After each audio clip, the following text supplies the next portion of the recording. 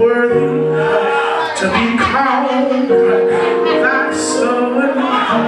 The Father said to his servants, bring forth the best robe and put it on him, and put a ring on his finger and shoes on his feet.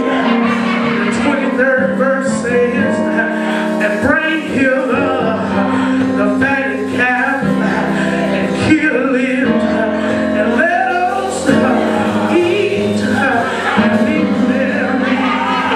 For this my son was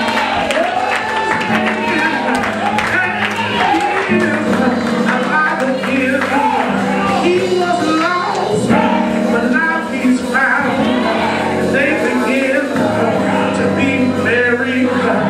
Now his eldest son was in the field, and as he came and drew nigh unto the house, he heard music and he heard dancing, and he called one of the servants and asked them what these things meant. And the servant replied, and he said unto him, thy brother is come.